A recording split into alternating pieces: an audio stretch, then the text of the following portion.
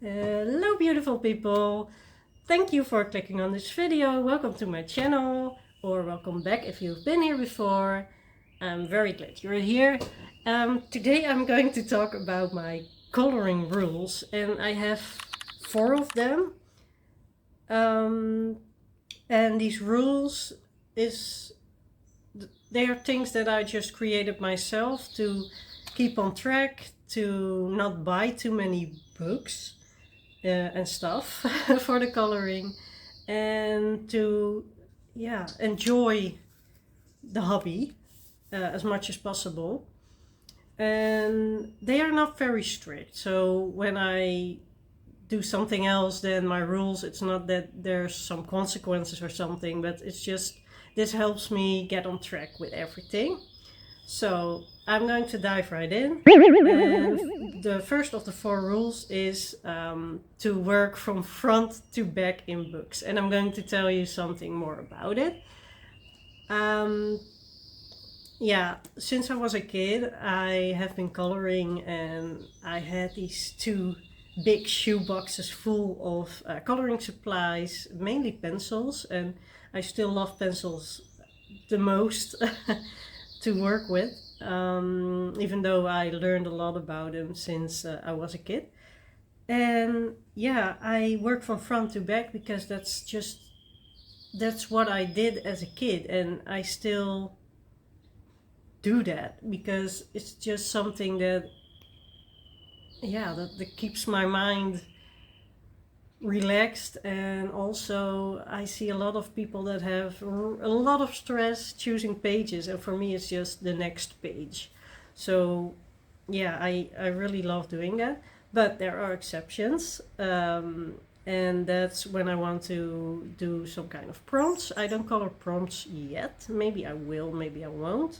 But if I want to do a prompt, I can look for it, and that's fine. If I'm doing a body color, we're just choosing a page. And if I have a challenge, I'm also just looking for a page that fits the challenge. So it's not really strict, but when I'm just coloring or I'm creating my plans and using the spinner wheel, it usually is just the next page. And I don't see many people do that, but it's just something that works for me.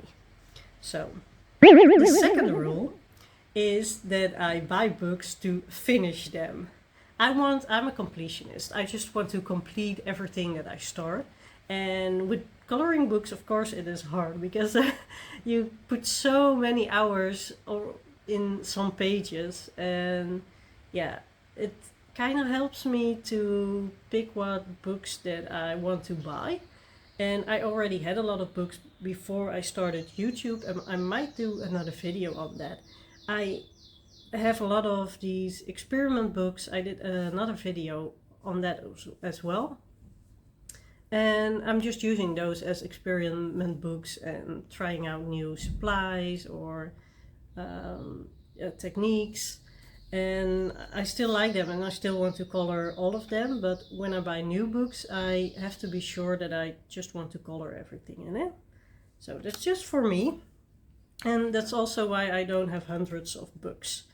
There are way more than I had when I started YouTube, but I know now that I'm not going to buy every book that I like a little bit. I just buy books that I love a lot. So my second rule is to, when I get new books, and I'm just looking up that in the last 3 months I bought 1, 2, 3, 4, 5, 6, 7, 8, 9. One is still not here, so there's 8 books. And I really want to start coloring in them within 2 months.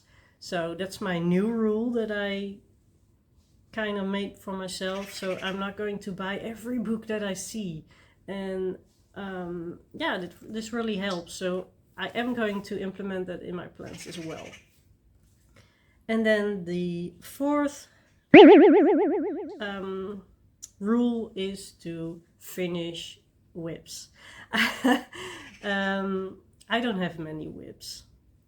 In the beginning of the year, I did a challenge for myself, and that was pre-YouTube, to color in all my books. So every first page or first work in progress that I saw, I was finishing, and that helped a lot. And after that, I was back on track, and sometimes I do have a whip, but it's in the same month.